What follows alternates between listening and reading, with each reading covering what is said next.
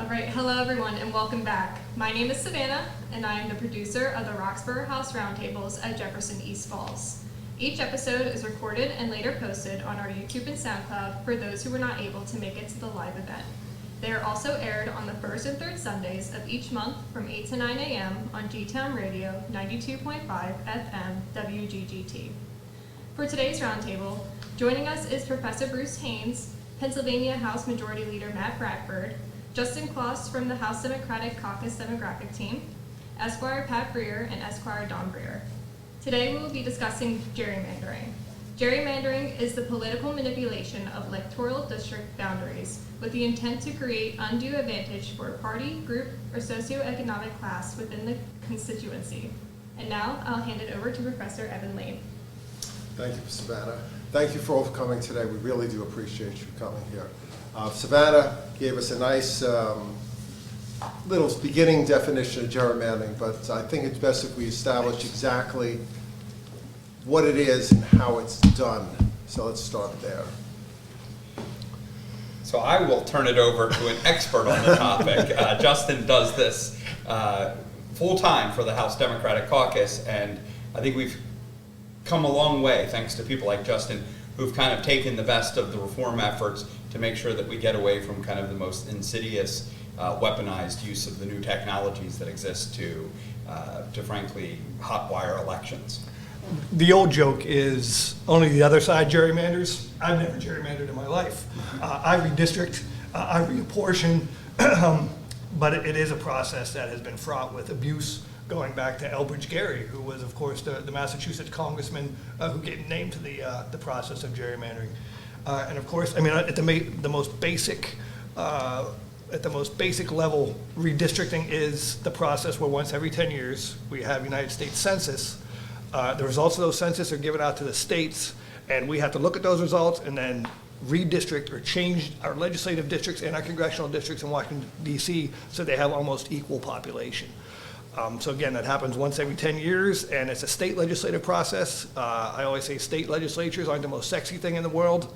All the actions in Washington, D.C. Speak for yourself. We're on radio. Yeah, we're on radio. Matt Bradford, he has a face for radio. But anyhow, every 10 years, the state legislature gets involved in this extremely partisan, we went through it in 2022. It's a brutal process. It's one of the most bare-knuckle political fights you can have in politics. And we go and we fight our Republican counterparts. There's 2 leaders from the House and Senate, Democratic, 2 leaders from the House and Senate, Republican. And then we have a 5th neutral party who is generally supposed to be agreed upon by the other 4, but never is. And he's appointed by the Supreme Court if he can't be agreed upon. This 5th neutral party acts as a referee, and it's essentially an arbitration process where I come in with a map, the other guys come in with a map, and he picks what he thinks is best. And I can let the majority leader speak to what exactly went on last time, but it is a very brutal process. And it's been abused, I think, by one party going back to 1980.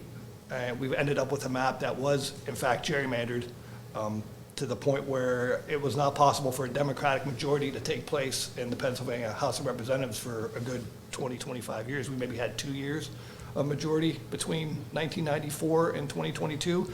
The 2022 redistricting process, for the first time since I've been in politics, 26 years, we have a fair map. A map where if you get 50% of the vote, you're going to get 50% of the seats in the legislature. Previously, it was 57%. For us to get 50% of the seats, for the Democrats to get 102 of the 203 seats in the state legislature, you got to get 57% of the statewide vote.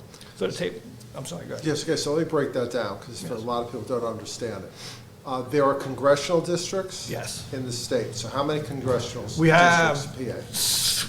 17 congressional districts. I want to say off the top of my head, we usually lose one every 10 years because population moves to the southern and western parts of the United States. So we have 17 congressional districts. It's a slightly different process. For congressional districts, we redistrict as a legislative bill, just like any other bill that passes the legislature. The Democrats will formulate a bill that has a map in it. The Republicans will formulate a bill that has a map in it. Majority rules. Whoever passes it, it becomes law instantaneously. So let's break that between federal and state, because a lot of people get very confused on that. Yes. So it's sort of federal right now. Yes. That's congressmen that go to Congress. Yes. Okay. And there are 17 congressmen Yes. in PA. Yes, Okay, each and- district about 760,000 people. Okay, so each one has about that, and that makes a congressional district. Correct. So PA has 17 congressmen and 2 senators, so 19 votes, electoral votes total. Correct. For the state. Correct. Now, as far as, let's talk state, as far as legislators, which we're talking about now. Right. Is that the same districts, or are they different? They're different districts. They are, in the House, of course, we have a House and a Senate, which reflects like Washington DC, a bicameral legislature. In the House, we're looking at districts of about 64,000 people, and in the Senate, districts of about 260,000 people. So you have 3 levels of representation. You have your federal representation, congressman, then you have state senate, who represents a large district of 260,000 people, then you have your state house members, like the majority leader, who represents 64,000 people, and there's 203 of those. So as far as I'm understanding, there's 3 separate types of districts then? Yes, The federal congressional, the state senate, and the state congress, I guess? correct. Okay. Yep, So state there- house. You're actually drawing 3 separate maps then? 3 separate maps, Okay. every 10 years. Now, once we get that down, now why does it make a difference? That's what we really want to get at. Right. Because what do you, because in my mind, if you don't know if you have gerrymandering, you have squares across the, Right. somehow it's geographic that way, but it isn't that way. Well, I would ask the question, what's important? What is important when you send a representative to Washington or Harrisburg? Who are they there to represent? Are they there to represent acres, trees? Are they there to represent people? Are they there to represent a community of interest, as we call it? Are they there to represent a municipality, a county? It's what's important. And I think that's been the struggle over the past 50 years of how do we redistrict by what's important. So you have 2, as I see it, 2 competing interests in all the 3 district plan. You have the interest of the people living there, but you have the interest of the party wanting to win a seat. Correct. Okay, so how do those 2 things come together, or how do they collide? You've asked the question that's stumped the United States Supreme Court for 50 years. Oh, go ahead, answer. We're going to solve it right now. It's, the Pennsylvania Constitution lays out an answer. And I know you can't see these, we can put these slides online when you do your podcasts, but we have about, I would say, 4 criteria that you want to follow no matter what. One of those is equality of population. In the past, all these districts, they didn't have equal population. I know back in the 1950s, 1940s, you had Forest County, Pennsylvania, had 6,000 people, had a legislative district. You had districts in Philadelphia County that had 80,000 people. So one guy goes to Harrisburg representing 6,000 people, one guy goes to Harrisburg representing 80,000 people. That's unfair representation. The 6,000 guy, he has much more power. Those people have more power than the 80,000 people in Philadelphia. So Baker versus Carr was a court case in 1962 to establish what we call one person, one vote. All districts have to be the same size as near as possible.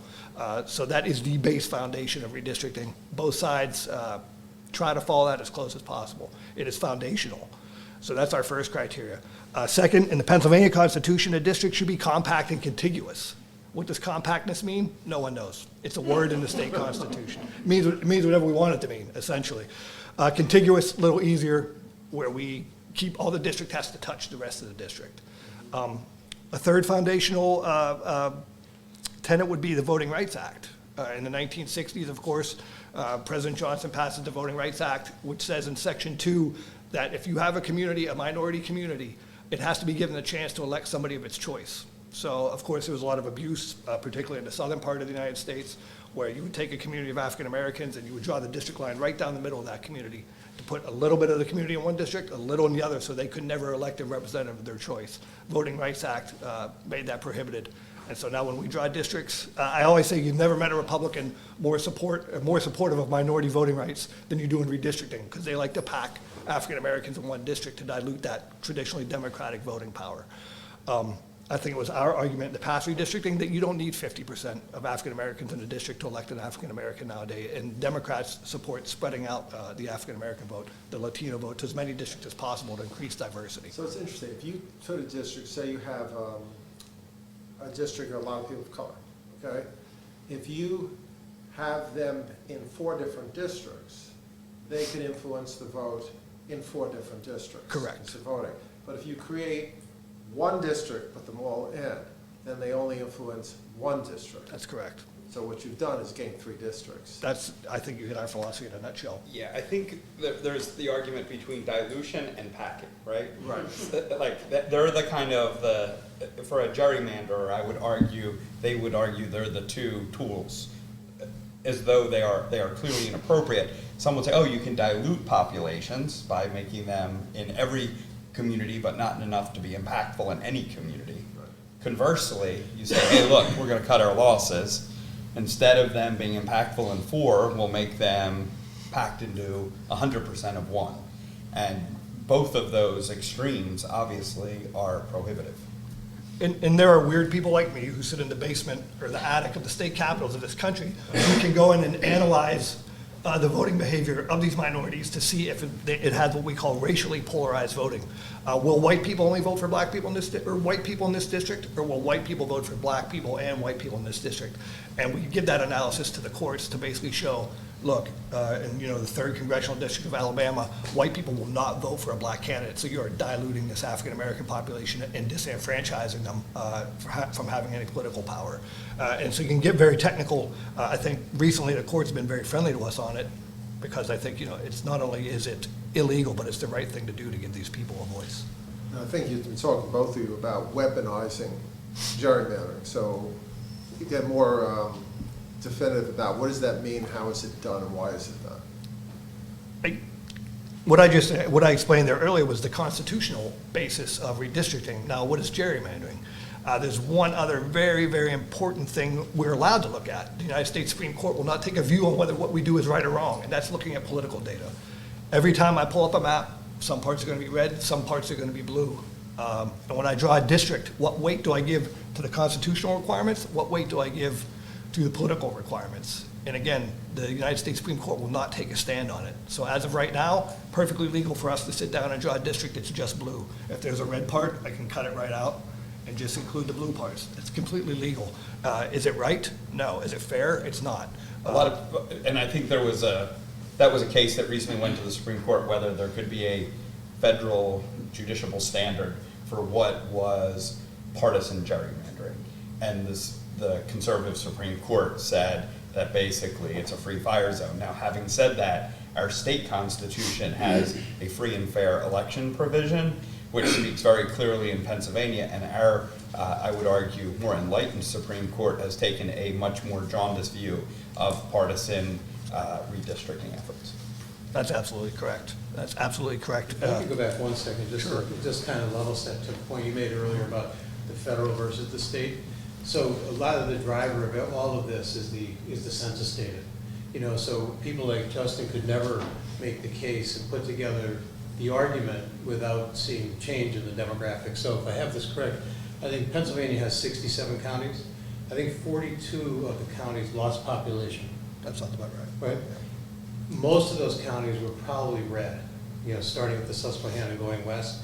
So that gave us, at the same time, going into this redistricting, there were 113 Republicans and 90 Democrats, which is really out of kilter because this is a state that, every election except for the outliers like Shapiro's most recent, is a close electoral state.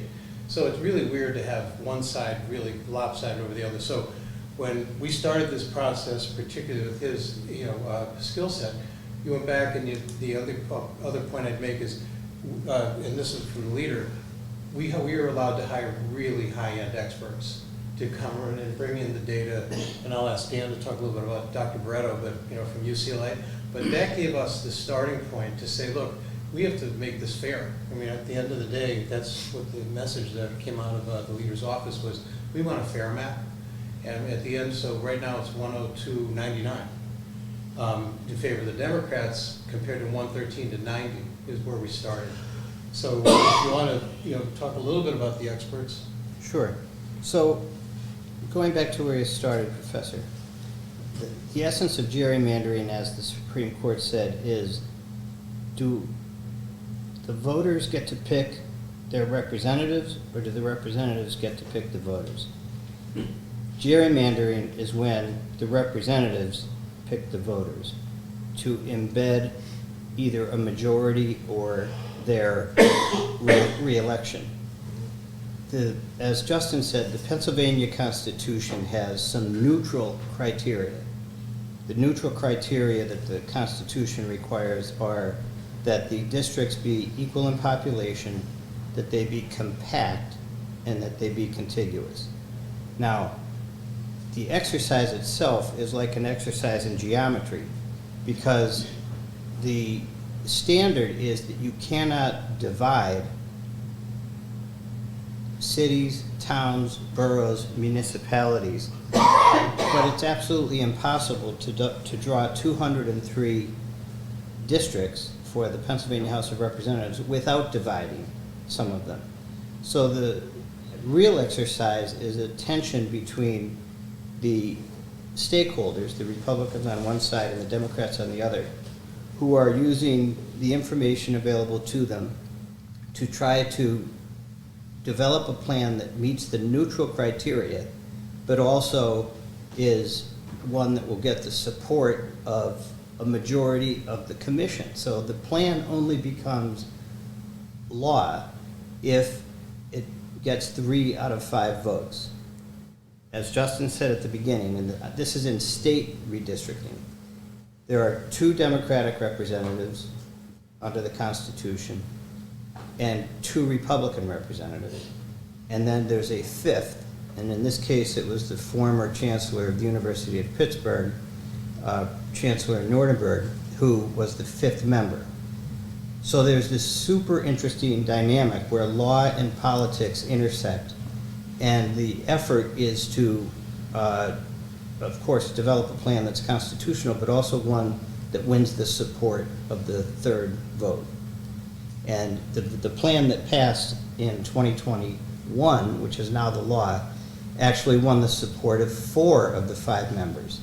The majority leader of the Senate, Kim Ward, supported the plan, along with both Democrats and the neutral Chancellor Nordenberg. Now, just briefly on Pat's question, there's a whole highly refined area of social science around map analysis, and there's different arguments about what metrics are the best metrics to determine whether a map is fair or not. Justin used what I consider to be the gold standard.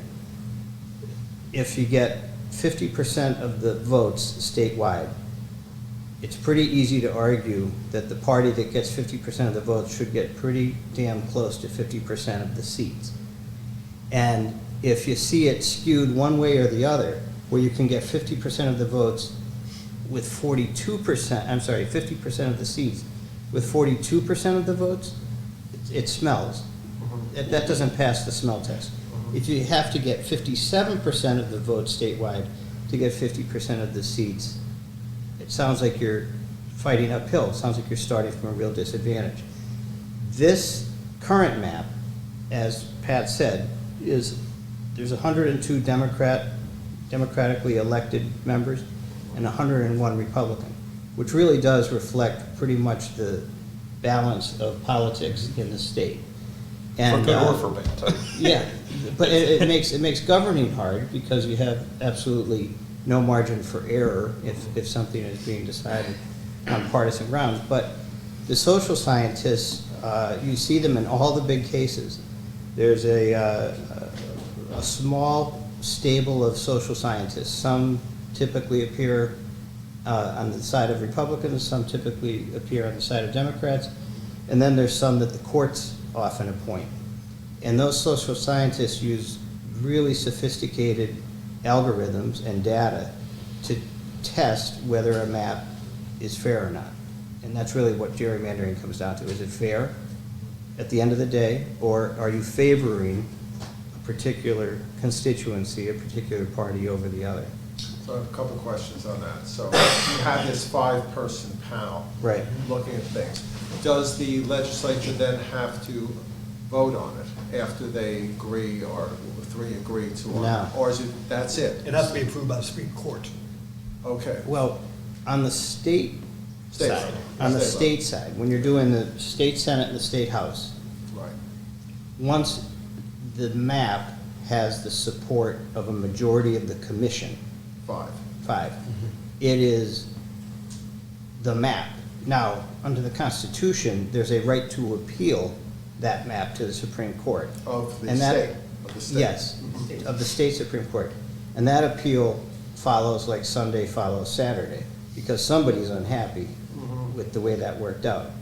And this past cycle, the same thing happened.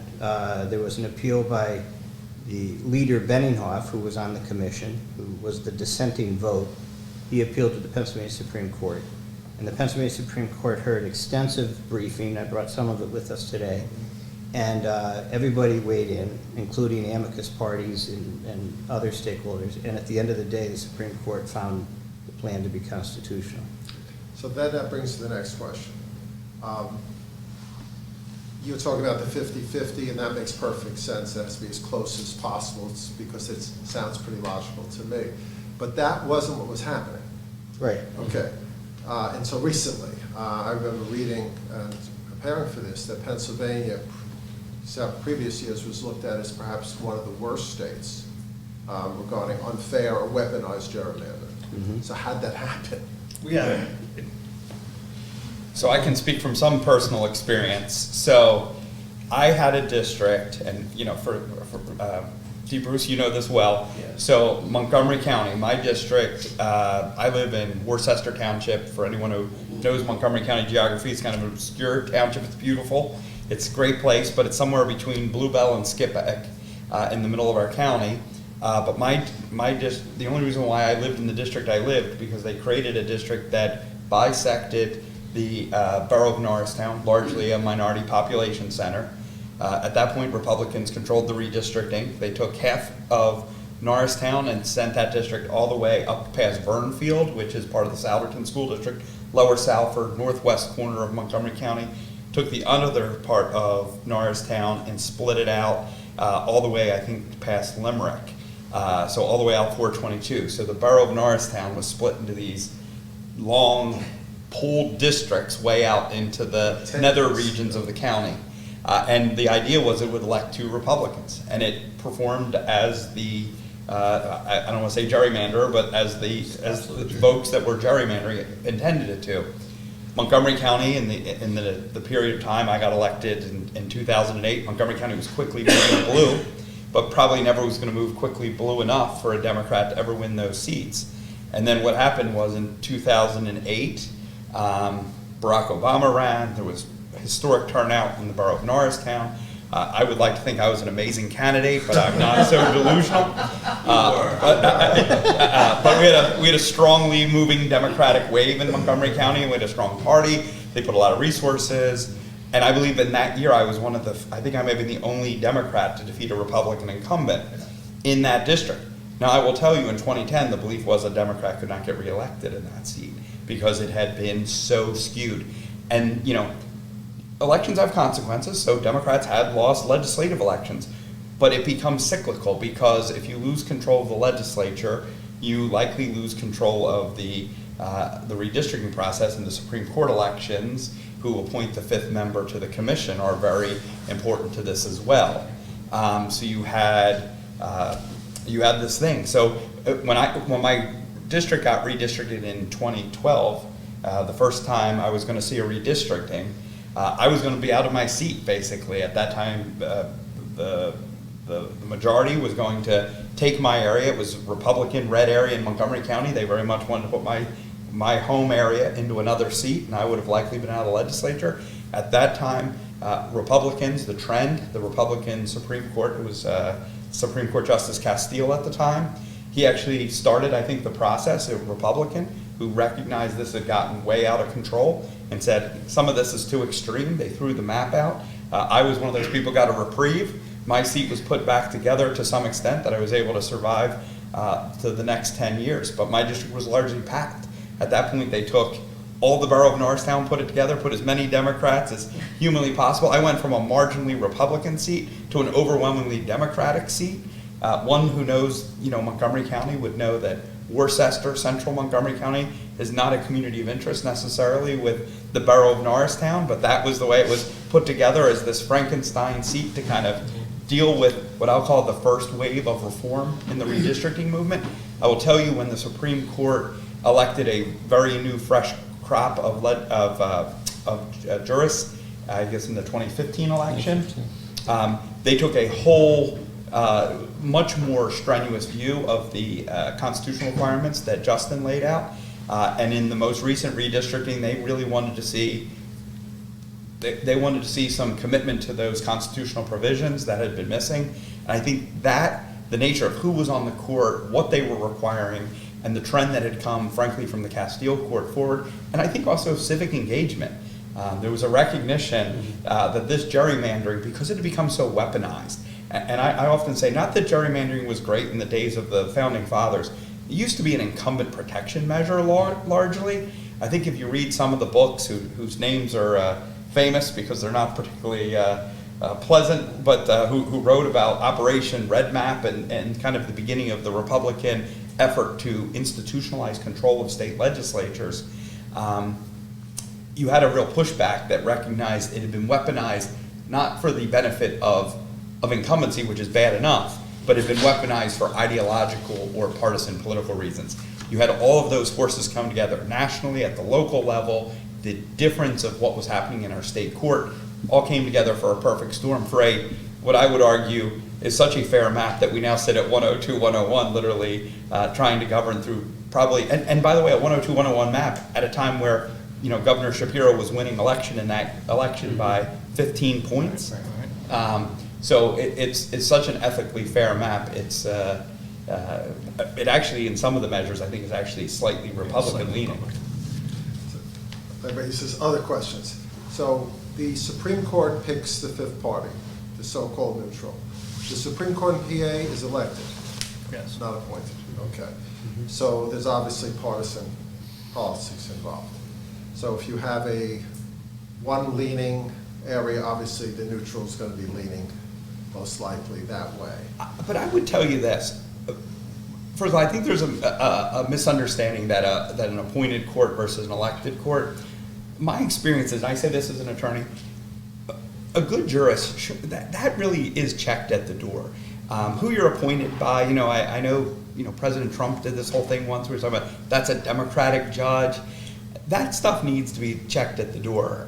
The current court was, again, I would say, Mark Nordenberg is probably much regarded as apolitical a human being as there is. And when it comes to his commitment to those reform credentials, it's pretty strong. Having said that, people will make the point as you In rightly 2012, we had a Republican-appointed chairman of the commission. We had a Republican Supreme Court, and the plan was thrown out by the Republican Supreme Court. We had to go back and do it for a second time.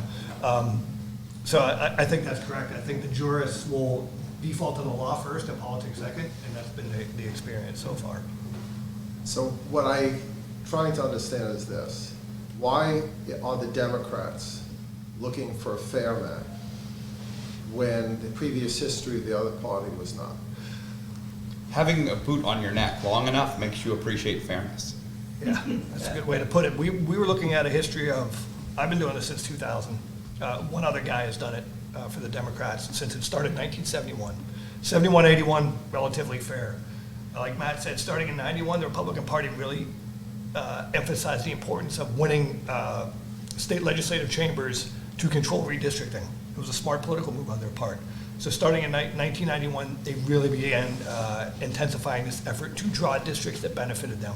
And you mentioned how we ended up almost famous nationwide. There's the famous congressional district they passed in 2001, Goofy kicking Donald Duck. Just an insane district. I mean, at one point, it was down in Delaware County. At one point, it is exactly one steakhouse parking lot wide. The district is a parking lot wide. On this side is a Democrat, on this side is a Democrat. The Republican district goes through, I forget the name of the steakhouse, but it goes right through the parking lot, it spreads out, and gets every Republican in Delaware and Chester County, and that is it. Creed Steakhouse, I believe. Creed Steakhouse. Yeah, That's I what. just throw one thing into it. A lot of, going back to the motive of what drives this, is it has to be a lot of political courage to take, it's a lot easier just to have an incumbent protection plan, even when you're in the minority. Because a lot of your friends and colleagues are in comfortable districts, they have a very high performing, you know, DPIs they call it, and so when the leader and Speaker McClinton and Jordan Harris made the decision to really put a team on the field and really go for a fair map. A lot of your own colleagues were, kind of threatened a little bit by saying, I get reelected by 58% every time, and this map that Justin, we all blamed it on you, but this map that Justin came up with, I'm down to a 54% performing district versus a 58. And so self-interest kicked in a little bit. So it took a lot of courage, I think, for the leadership of the Democratic Party, who was very much in the minority at the time, to really say, look, we're going for it. We're gonna hire the right lawyers, we're gonna hire the right experts, we're going to explain to all of our members that elections have consequences. And so right now, I think we have the only split legislature in the country, right? Mm-hmm. Governor Shapiro was pointing this out the other night. So we have a Democratic House and Republican Senate, Democratic governor. And last year was bumpy, but this year hopefully it won't be as bumpy. But take something like Act 77, like one of the mail-in vote crisis that we still have in the state. One of the reasons that that's still a crisis is because of early canvassing, which is not allowed in Pennsylvania. So you're not allowed, all the mail-in votes are not allowed to be pre-sorted and pre-counted so that when 8 o'clock hits on election night, they automatically get tallied.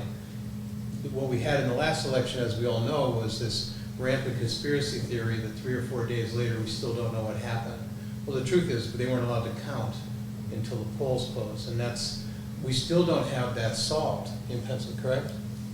Correct, yeah. But political leadership and guts really allowed a lot of the team to perform their job, but you can speak to having to tell members you're not going to win by 58, you're going to win by 54. Fairness requires fair districts, and that's good people have to exercise good leadership, but you can get used to being in the minority. There is a comfort level to having a very few very safe seats, but it defeats democracy, and it also for those who want to ever see elections actually determine the will of the people, to reflect the will of the people, it also can defeat the will of the people. So you've got to get everyone out of their comfort level, and that's part of the breaking China that was required to get out of the old gerrymandered maps. It required tremendous changes into the maps.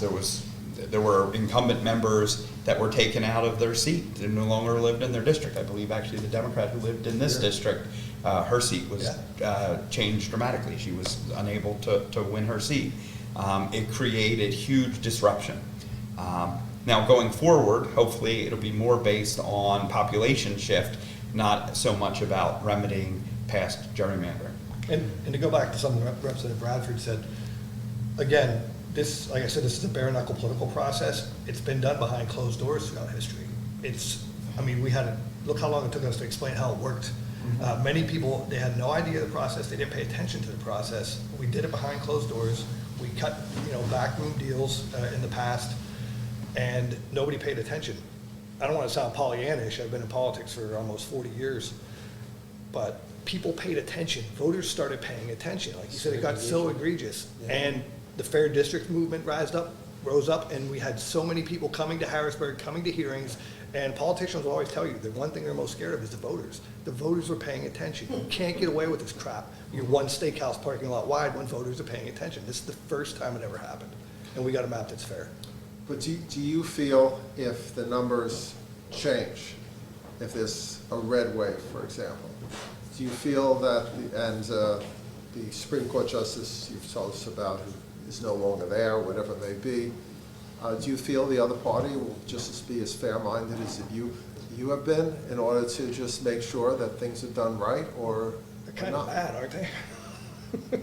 I don't have a crystal ball, and I don't know that. I mean, listen, there is an anti-democratic movement right now in the other party, and I don't mean to be horribly partisan about that, but it is scary, the amount of people that will look at election suppression, voter suppression things.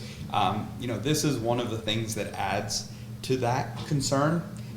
One would argue that, these things were the opening salvos of that. The Republican Party they have an obligation to stand up to those voices in their party.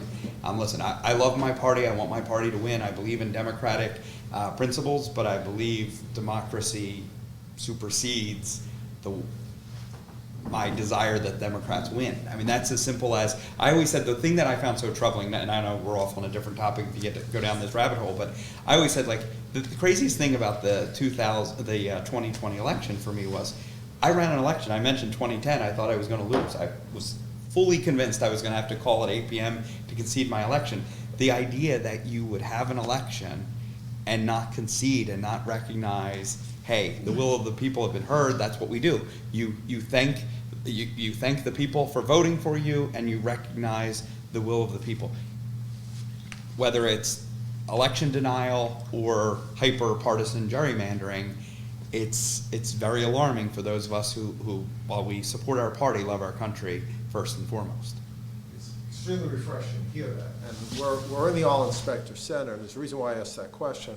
The Inspector was a Republican, as you well know, and then Obama was elected to office, and at that point, many of the Republican parties said, whatever he wants, we're against, even though we were suffering from the worst economic disaster since 1929. He switched parties to vote for the Obama Act in order to bring our economy back, and he was thrown out of the party, essentially. So the best, what you're talking about is what's in the best interest of the voter, what's in the best interest of the Commonwealth of PA, where in that situation, it didn't matter. So I see a dichotomy in parties, and I'm just seeing, you know, four gentlemen in front of me said we want to do what is fair. And I just want to know if you feel confident that the other side wants to do what is fair. I'm confident that if they don't, they'll end up in court. And I'm confident that when their conduct is measured against existing case law, like in 2018, the Pennsylvania Supreme Court gave new meaning to the Free and Equal Elections Clause in the Pennsylvania Constitution. It had been essentially a dormant clause in the Constitution, and they looked at the congressional maps, and at that time there were 18 seats, and I think 13 were Republican and 5 were Democrat, and they looked at the Free and Equal Clause and said people are being denied their right to free and equal elections, and they threw the map out. And the subsequent map that came in, even though we lost a seat, is 9-8. So it went from 13-5 to 9-8. And I think we went from 0 women in the congressional delegation to 5 women, all in a matter of, I think, 2 or 3 election cycles. So am I confident they'll be fair? No. But I'm confident they'll be held to account if they're not fair. And that's why Leader Bradford brought in lawyers who do this kind of work, who operate in that space. They have lawyers too.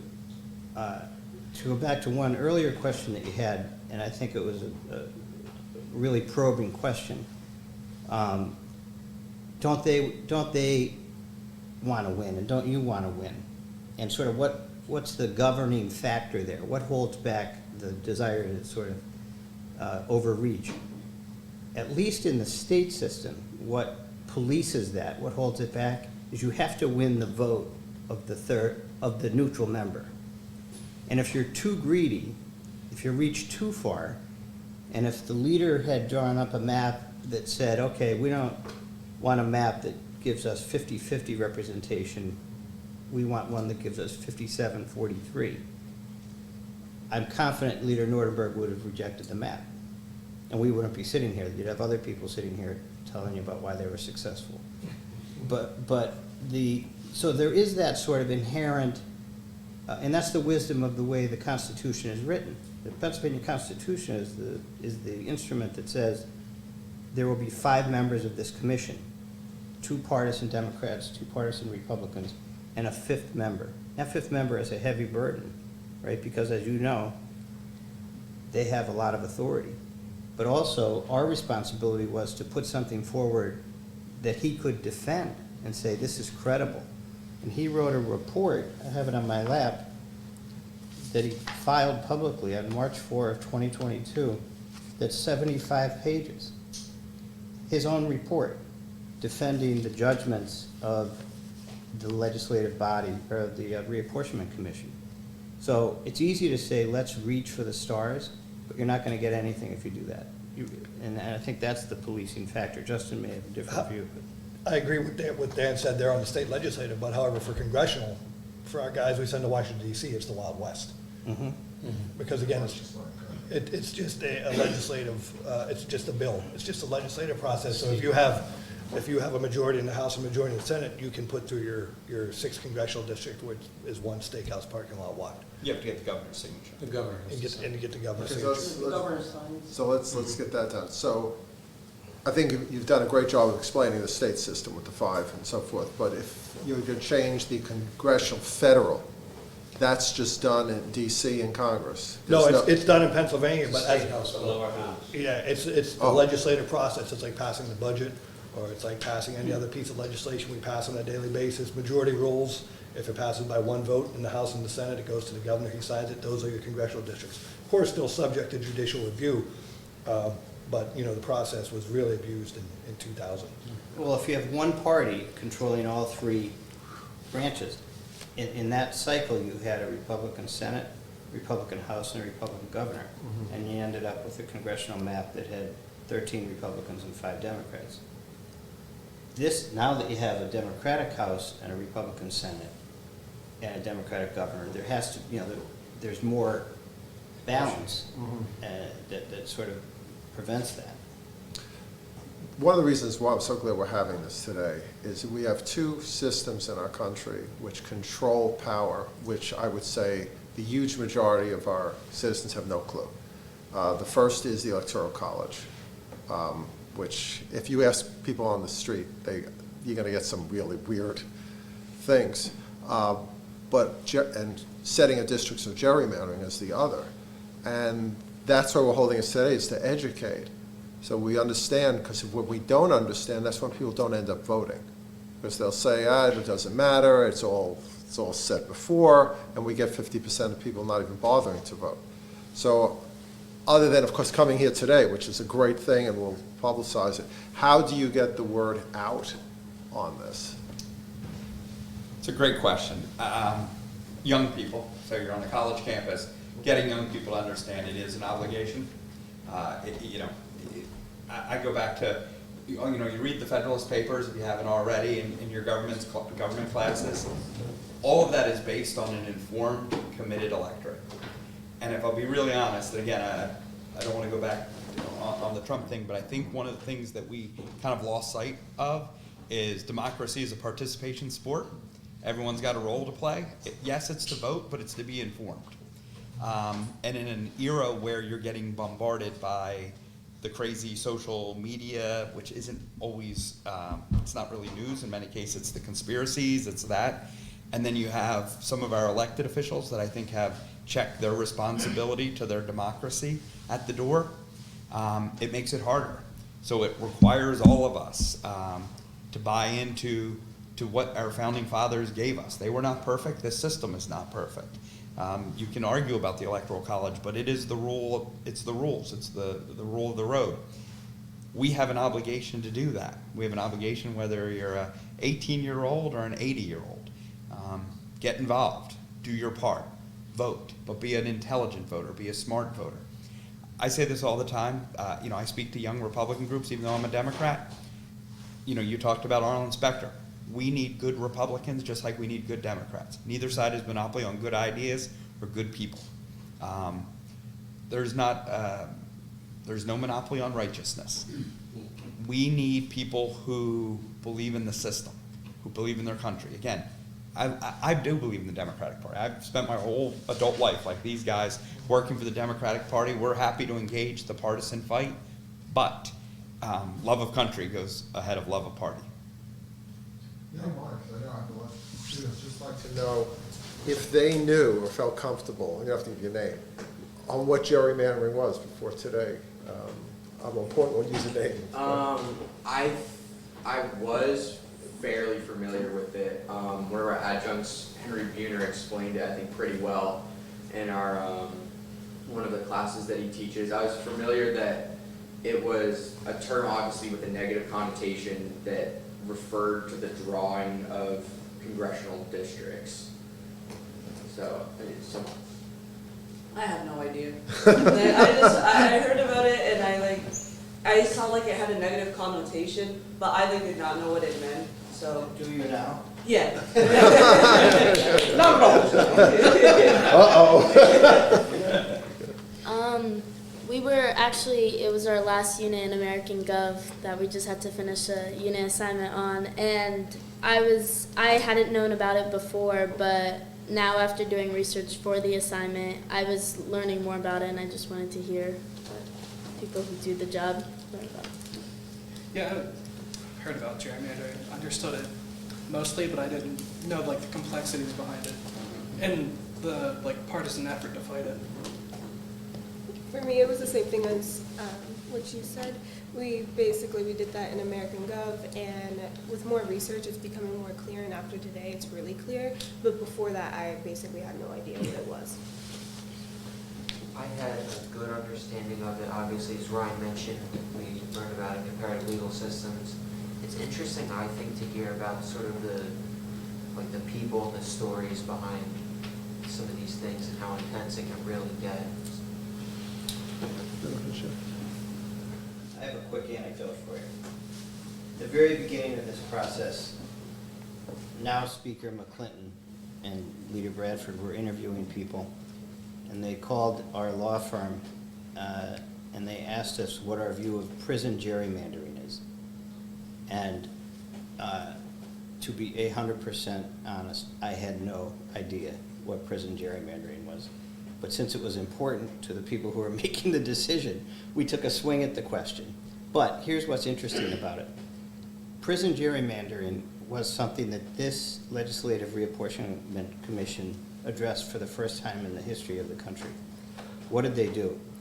They said, generally, prisons are in more rural districts. And for purposes of counting the number of people in the district, the history had been to count the prisoners where they are imprisoned. Even though they don't vote.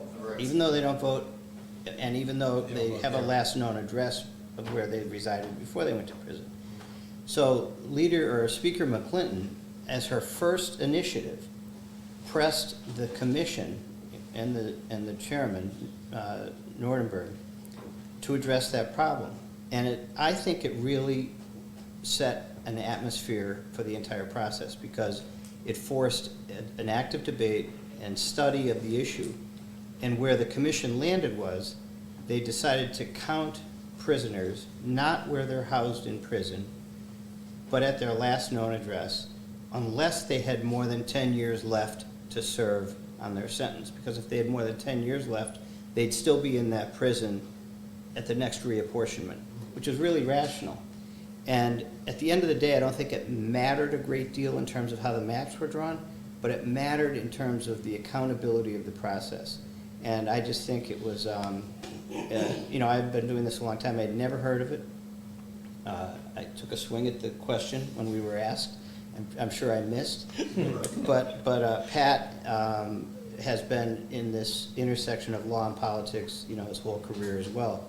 And I just think that's the kind of thing that when you get fair-minded new thinkers in the process, you get that kind of an outcome, which is really unique. Do you know, Justin, how many people it ended up reapportioning? I think it was 7,000 total. But again, like you said, it was good for the process, and it was just the right thing to do. Again, after 150 years of doing our best to disenfranchise the poorest, racial minorities, any sort of group that's not, overwhelmingly white men, we made this move to fix that, because where do prisoners come from generally? From your poorer areas, from more minority areas, and so you're giving more political power to the whitest, oldest, least populated areas of Pennsylvania. You're taking away from the fastest growing, some of the most dynamic areas of Pennsylvania. You're taking political power away from it. And it was the right thing to do. And I could have never thought, having done this since 2000, I could have never imagined that we'd be able to do something like that. And it was just the idea, It was just broaching the idea and working out, and we did it. And that was the first of many things we did for the first time. Going back to a point you made earlier about the importance, like sometimes you can get cynical and say my vote doesn't count for electoral college. I think we'd all agree, everybody in this room, that Pennsylvania If it never mattered before, it really matters this time. Okay, because there are a handful of states that are gonna really determine this election. That's why for the last week, you saw President Biden, he came up through the Lehigh Valley, spent 2 days in Scranton, he flew to Pittsburgh yesterday for 2 days, and he's, I think, in Philadelphia today, isn't he? Yeah. Anyway, but it is all about the base, you know, and turnout, and there's in the political world, this is one of those elections that's not really a persuasion election, because most people who have an opinion, it's pretty much fixed at this point. It's about who gets their vote out. And so to everybody in this room and every college campus I'd recommend, you know, being active, like campus, you know, just registrations, early voting, but your vote, it really truly does, Pennsylvania really does matter this time. It mattered last time. And it did matter, oh, we sure did. As well. Yeah. We have only a couple of minutes left, so I just want to ask one more question, if anyone else wants to ask a question after it. Have you run into voters who have been in these Frankenstein-type districts and feel that they have been purposely discriminated against? Well, I lived in the, most people were shocked, the Mickey Mouse kicking Donald Duck. I lived in that district, and people couldn't believe that that our congressman was, it was Pat Meehan at the time, who was in Delaware County. Somehow it came up through central Montgomery County, one of those tentacles. I mean, it was an absurd time. Montgomery County, again, you know, I meant it was an ascendant blue area, and all of a sudden we went from the old 13th congressional, which you know well, and it was the Montgomery County district, and then we quickly just found ourselves, we were torn 7 different ways, I think, in that gerrymander. So nobody knew, there was no sense of community, you didn't know who your representative was, you have no accountability in that. So having lived through it, absolutely, it was obvious. I mean, no one knew who their congressman was at that point. We went through, what, 12 hours of public hearings of people coming to Harrisburg with their own maps that they made in their house, showing us, you know, here's where I live, here's the next district. So again, first time we sat through that much public testimony from Can you mention Dave's redistricting a little bit for this group, because you're all politically engaged, but... Yeah, because it used to be in the past, I would have when I first started, the computer system cost $100,000 to draw a map. And then it got down maybe $5,000. Now you can do it, you can go to davesredistricting.com, and you can draw the exact same map I can draw, all the same data. So the power has been diffused. Anybody can draw a map now. That's going to keep me more honest when I draw my map. You also mentioned hearings.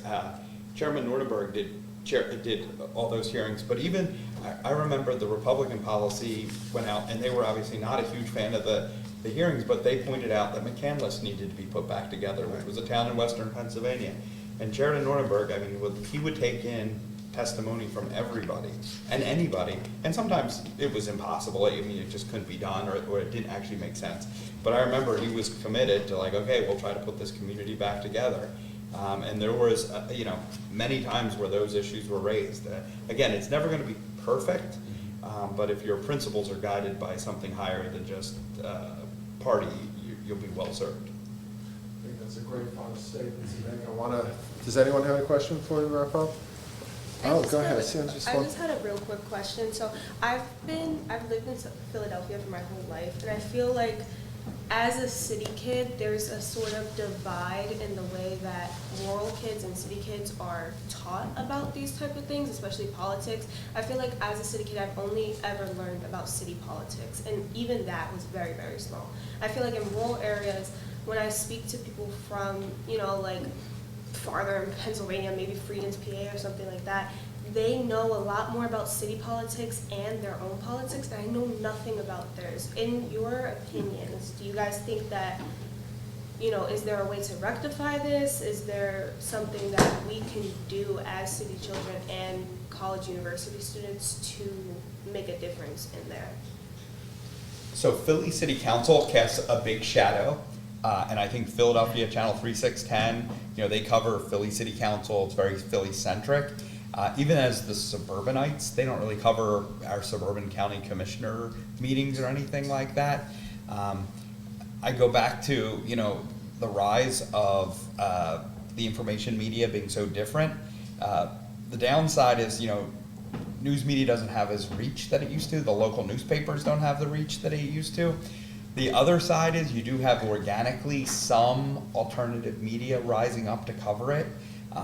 There are, one of the challenges, going back to just the press, is not as vibrant as it once was, and a vibrant press and an informed citizenry is so important to all those things we talked about earlier. It is a real concern. Some of it is economic, some is new technology, some of it's geographic, some of it's just, myopic, looking at, what we know locally. It is a real challenge, and there's not a great, there's no one great answer. I think the answer goes back to being an informed citizenry that really wants to go out and actively goes out and gets that information. I really want to thank you folks for coming today. This has been incredibly informative, instructional, and hopefully people will listen and learn. And again, thank you so much. Thank you to Professor Haynes for setting this up. I greatly appreciate it. And all of you, and of course, you, Leader Bradford, thank you so much for coming today.